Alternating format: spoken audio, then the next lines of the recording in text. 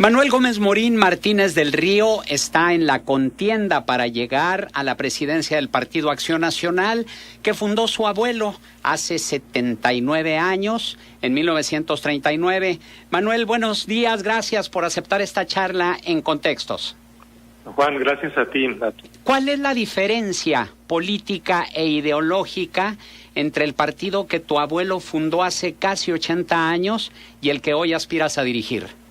Mira, yo creo que más que hablar de una diferencia ideológica, lo que he venido señalando es que hemos tenido dirigencias que han tomado decisiones equivocadas y que en esas decisiones equivocadas se han apartado de los principios y de la doctrina del Partido de Acción Nacional, con las consecuencias que ya están a la vista, ¿no?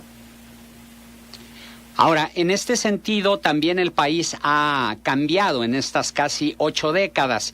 ¿Qué similitudes encuentras entre los Gómez Morín, abuelo y nieto, pero también qué diferencias existen entre ambos, tomando en consideración estos cambios que ha experimentado el país? Mira, hay un punto, ¿no? O sea, sí, han pasado casi 8 décadas, pero sin embargo los principios siguen siendo lo mismo, ¿no? O sea, por ejemplo, uno de los principios es el respeto a la inminente dignidad de la persona humana, la democracia, la solidaridad, la subsidiariedad, el respeto a las libertades. O sea, en ese sentido, pues creo que sigue manteniéndose lo mismo, ¿no? Y es de lo cual pues los panistas nos enorgullecemos, ¿no? Es que mantenemos nuestros principios y nuestros valores en ese sentido. Sí, los tiempos son diferentes. En Acción Nacional, pues algo que tenemos es precisamente un documento que se llama la proyección de los principios de doctrina, donde esos principios pues se van adaptando, digamos, a las situaciones cambiantes, ¿no? Y se van abordando a las nuevas situaciones. Pues se da la proyección de los principios, haciendo las adecuaciones correspondientes, ¿no? Respecto a personalidades, bueno, pues yo a mi abuelo es una persona que admiro. Creo que fue un gran hombre que le dio a México muchas cosas, entre ellas el Partido Acción Nacional. Y pues a mí lo que me corresponde es pues tratar de cuidar el legado de él y el legado de los demás fundadores, ¿no? Responsabilidad que no solamente me compete a mí, que no solamente me corresponde a mí, debe corresponderle a todos los panistas. Claro. Tú has afirmado que la actual directiva nacional del Blanquiazul no tiene moral y debido a eso se presentan escándalos como los de los moches o el del chat sexual del senador Ismael García Cabeza de Vaca. ¿Qué propones para revertir el deterioro del partido? Pues mira, yo lo que propongo es primero la congruencia, ¿no? O sea, ¿qué necesitamos? Pues una dirigencia que sí sea congruente con los principios, con los valores, con los ideales de Acción Nacional, que no estoy pidiendo nada del otro mundo, ¿no? Y pues vamos, yo lo que estoy proponiendo es precisamente hacer una presidencia congruente con los principios y con los valores, que permita que Acción Nacional vuelva nuevamente a ser el referente en el ejercicio ético de la política en nuestro país. Era nuestra bandera y nos la han ido quitando. Morena nos quitó la bandera, ¿no? Ahora con su constitución moral y quién sabe cuántas cosas, y el tema de la corrupción eran nuestras banderas. Yo lo que propongo es rescatar esas banderas y sigamos presentando a la sociedad como el partido que, insisto, ejerce la política de una manera ética. Ahora bien, esto nos habla también de un deterioro que no es privativo del Blanquiazul, sino del sistema de partidos en nuestro país. ¿En qué le han fallado los partidos políticos a los mexicanos? A ver, yo creo que tú estás tocando un tema que es central. Los partidos políticos están siendo controlados por grupos cupulares y Acción Nacional no se salva de eso, ¿no? ¿Y qué necesitamos hacer? Pues quitar esos grupos populares al frente del partido y regresarle el poder a la militancia, que es quien debe, a final de cuentas, ser el factor determinante, el que toma las decisiones más importantes dentro del partido. Y por más importantes me refiero, por ejemplo, a que la militancia sean quienes participen en los procesos de elección de candidatos, como candidatos o como electores, y terminar con esta cuestión de designación que se implantó desde hace algún tiempo en Acción Nacional y que nos ha hecho mucho daño. En 1964, Daniel Cosío Villegas escribió que el PAN era el mejor partido de oposición que pudiera existir. Sin embargo, él tenía su temor de que fuera el mejor partido en el gobierno. Incluso vaticinaba que en caso de llegar al poder, el partido Acción Nacional quedaría sepultado por el exceso de codicia y de ambición de poder político, haciendo alusión a que el poder corrompe y el poder absoluto corrompe absolutamente. ¿En qué falló el PAN para hacer gobierno en nuestro país? Mira, yo creo que hay varias, pueden ser varios factores, ¿no? El poder de por sí desgasta. En segundo lugar, como dices tú, corrompe. Pero eso es algo a lo cual está expuesto cualquier fuerza política, cualquier partido político, ¿no? Y si vamos a decir, bueno, que ningún partido político se puede escapar de eso, pues estamos perdidos, ¿no? Yo, al contrario, yo estoy viendo otra cosa. O sea, sí, de la Acción Nacional yo creo que sí, como ya lo dije hace un rato, se tomaron decisiones equivocadas, porque se prescinden de principios, pero yo sí creo que Acción Nacional en esencia sigue siendo el mismo. Es simplemente cuestión de una dirigencia que así lo vea y que responsablemente asuma su papel y que no se desoriente, que no pierda rumbo, y que tenga claridad de dónde está parado y hacia dónde tiene que ir, ¿no? Porque si no es perder la esperanza, si no, no hay vía posible, ¿no? Yo me explico. Yo sí tengo esperanza en Acción Nacional, sí creo en Acción Nacional, creo en lo que es como institución, que como institución compuesta en la que participan seres humanos, pues sí está expuesta a una serie de riesgos como los que tú señalas, pero sí creo yo que con las personas correctas puede cumplir con su función sin problema alguno, ¿no? Pero insisto, tiene que ser las personas correctas. ¿Cuál es tu opinión sobre Marcelo Torres Cofiño, el actual presidente nacional del PAN? Pues mira, que Marcelo se encontró en el camino con la presidencia del partido, no era algo que él tuviese presente, me da esa impresión, ¿no? Y pues yo creo que es un buen hombre, pero pues sí que le tocó un papel ahorita muy difícil, que es el ver que el partido en este proceso de renovación de dirigencia haga las cosas correctamente y él al final del día pues pueda terminar su presidencia con la satisfacción del deber cumplido, ¿no? Yo creo que tiene esa capacidad y pues le estamos apostando a que así será.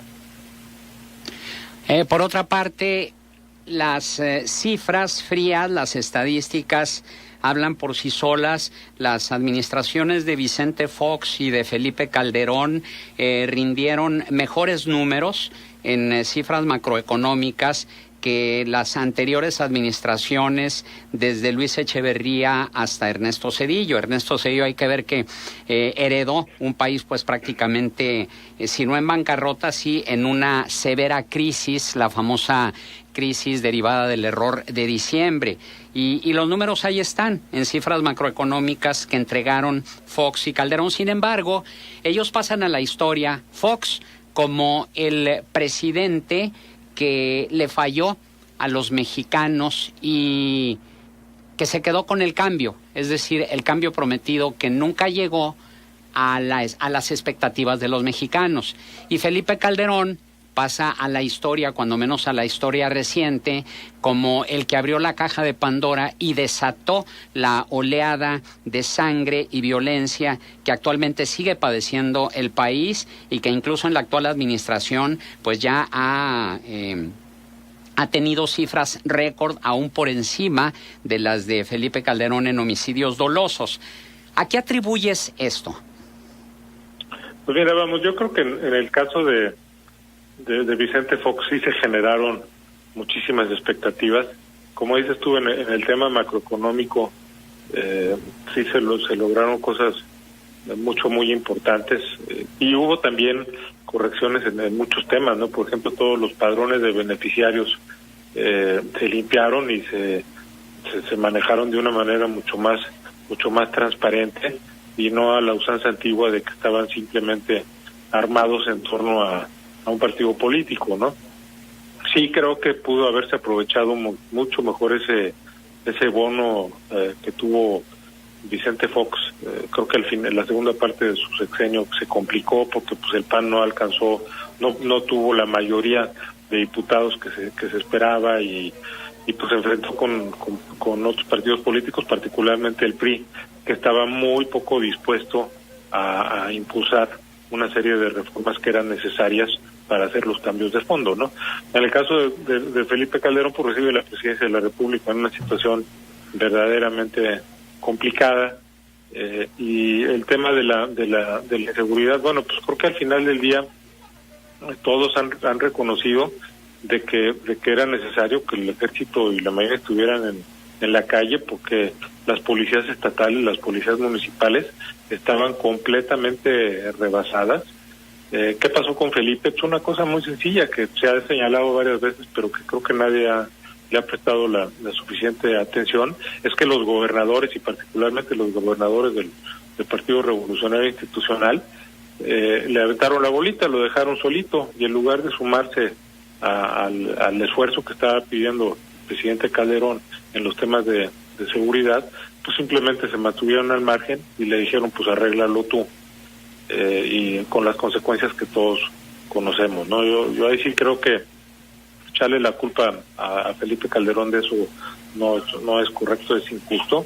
Más bien hay que voltear a ver a todos aquellos que no quisieron asumir su responsabilidad por las razones que tú quieras que tú digas, ¿no? Vamos, el hecho de que Peña Nieto hubiese mantenido al ejército y a la marina en las tareas de seguridad, el hecho de que el Andrés Manuel López Obrador ya nos esté diciendo desde ahorita que el ejército va a salir de las calles hasta 2024, pues te mandan claramente la señal de que la decisión de Felipe fue correcta, y que Peña Nieto pues no hizo nada por corregirla, y que López Obrador pues también por lo que estamos viendo tampoco va a hacer nada por corregirla, ¿no? Hay una percepción generalizada de que en la actualidad los partidos políticos no tienen una ideología definida, que se confunden entre sí. Los que se dicen ser de derecha tienen algunas cuestiones de izquierda y viceversa. En este sentido, ¿tú crees que el PAN llegó a perder la brújula de la ideología original de sus fundadores? ¿Y cuándo se dio este punto de quiebre? A ver, yo vuelvo a lo que dije hace rato. O sea, yo creo que la institución como tal no varía. Lo que varía son o sea, dónde está el tema es en las dirigencias que toman decisiones que se apartan de los principios, decisiones que son con una visión absolutamente pragmática de ganar elecciones por ganarlas con quien sea y como sea, inclusive prescindiendo o haciendo a un lado temas de aspectos de cuestiones de principios, ¿no? Más bien yo lo veo así. Y en el caso concreto de Acción Nacional, pues hoy por hoy es el único partido que realmente puede decir que tiene una ideología, que tiene sus principios, que tiene su doctrina, a diferencia de otros partidos políticos que están completamente desdibujados, que nunca han tenido nada. El PRI asumió desde un principio el ideario de la revolución, pues eso no es tener una ideología.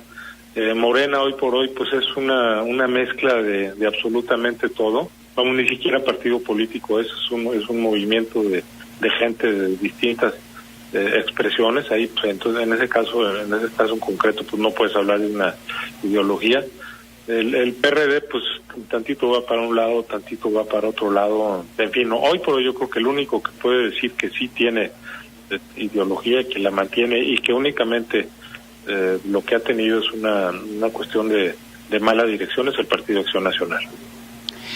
¿Cuál es la diferencia entre Manuel Gómez Morín Martínez del Río y sus adversarios en esta contienda por la dirigencia para el Comité Ejecutivo Nacional del PAN? ¿Y qué argumentos les darías a los militantes de tu partido para que voten por ti en lugar de tus adversarios?